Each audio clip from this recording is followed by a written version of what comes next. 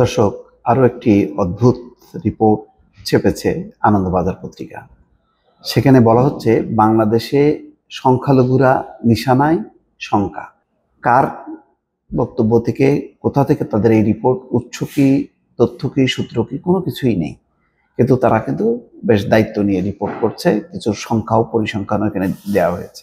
এখানে বলা হচ্ছে যে চলতি মাসের একেবারে শেষ থেকে আগামী বছরের গোড়া পর্যন্ত 5 দিনে বাংলাদেশের সংখ্যালঘু সম্প্রদায়ের উপর আঘাত হানতে কিছু জঙ্গি সংগঠনের সুনির্দিষ্ট পরিকল্পনার ছক ধরা পড়েছে কেন্দ্রীয় গোয়েন্দা সংস্থা রাডারে।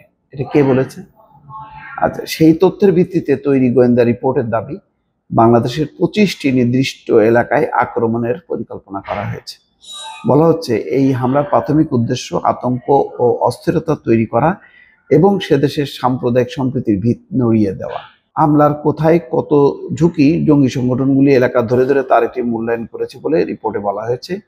এই হামলা প্রতিহত করতে বাংলাদেশ প্রশাসনের জন্য কিছু পরামর্শ দেওয়া হয়েছে ভারতীয় গোয়েন্দাদের রিপোর্টে। অর্থাৎ ভারতীয় গোয়েন্দারা এই এমন একটি রিপোর্ট করেছে এবং বাংলাদেশ প্রশাসন যাতে প্রতিহত করে সেই জন্য কিছু পরামর্শ দেওয়া হয়েছে। গোয়েন্দা রিপোর্টে দাবি করা হয়েছে জেএমবি, হিজবুত তাহরির সহ কিছু উগ্রপন্থী সংগঠন এই নাশকতার পরিকল্পনার ছক কষেছে। পাকিস্তান থেকে আনা অস্ত্র বাংলাদেশের বিশেষ কিছু জায়গায় মজুত করা হয়েছে। দেখেন কত অদ্ভুত ব্যাপার। তার মানে পাকিস্তান থেকে অস্ত্র অলরেডি আসছে বাংলাদেশে এবং মজুত করা হয়েছে।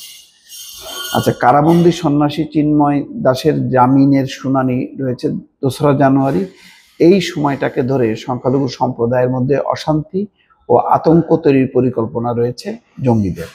বলা হচ্ছে জঙ্গিদের সমীক্ষায় দেখা যাচ্ছে খুলনা জেলার কয়রা উপজেলা, চট্টগ্রামের বাঁশখালী, চট্টগ্রাম সদর, খাগড়াছড়ি পার্বত্য অঞ্চলের দিঘিনালা, লালমনিরহাটের জেলার রামগড়, গুলমারা, হাতীবান্ধা, কালীগঞ্জের মতো এলাকায় হামলা করার ক্ষেত্রে বাড়তি সতর্কতা নেওয়ার উল্লেখ রয়েছে সমীক্ষা রিপোর্টে। আবার যশোরের মনিরামপুরে সাম্প্রদায়িক অশান্তির ইতিহাস থাকায় হামলার জন্য উর্বর বলে চিহ্নিত করা হয়েছে। কুমিল্লা ডিভিশনের সোনাগাজী, দাগনভূঞা, দেবিদ্বার, 14 গ্রাম, চান্দিনার মতো এলাকাকে বলা হয়েছে হামলা করলে খুব বেশি বাধা আসবে না। সুনামগঞ্জের জামাইগঞ্জ এলাকায়ও সতর্কতা না নিয়ে আক্রমণ শানালে প্রতিরোধ আসতে পারে বলে আভাস দেওয়া হয়েছে। গোয়েন্দা রিপোর্টের দাবি, স্থানীয় এবং বাইরের জঙ্গিদের সমন্বয়ে এই হামলাগুলির পরিকল্পনা করা হয়েছে। এই সংগঠনগুলির মধ্যে জামাতুল মুজাহিদিন, হিজবুত তাহরির রয়েছে, যারা ইতিমধ্যেই সংখ্যালঘু সম্প্রদায়কে নিশানা করেছে। পাশাপাশি পাকিস্তানের ঘাঁটি গাড়া অস্ত্র সরবরাহকারী এবং মায়ানমারের আরাকান জঙ্গি সংগঠনের একাংশ রয়েছে এই চক্রান্তে। স্থানীয় জঙ্গিদের অস্ত্র সাহায্য করা, প্রশিক্ষণ দেওয়ার মতো কাজ বাংলাদেশের বাইরে থেকে করা হচ্ছে বলেও গোয়েন্দা রিপোর্টে প্রকাশ।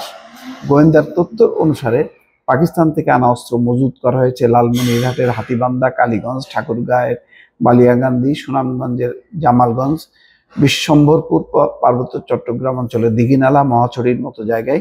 চট্টগ্রাম পার্বত্য পরিষদের এই এলাকাগুলি থেকে মিয়ানমার সীমান্ত কাছে হয় অস্ত্র আমদানি ও প্রশিক্ষণের সুবিধা রয়েছে বলে মনে করা হচ্ছে।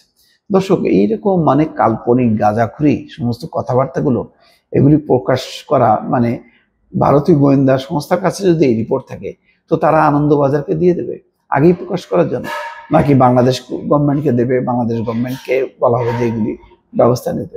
আগেই তারা প্রকাশ করে দিল, তার মানে এক ধরনের আতঙ্ক তৈরি করা হচ্ছে। আমি বারবার বলেছি যে আনন্দবাজার পত্রিকা সহ ভারতের বেশ কিছু গণমাধ্যম প্রতিনিয়ত বাংলাদেশ সম্পর্কে নেতিবাচক নানা রকম খবর প্রকাশ করে একটা আতঙ্ক তৈরি করছে, যাতে বিশ্বের নজরে আসে এবং পশ্চিমা চাপে যাতে বাংলাদেশ বেসামাল হয়ে যায়। এগুলি হচ্ছে তারই একটি অংশ। দর্শক, ভালো থাকবেন। আল্লাহ হাফিজ।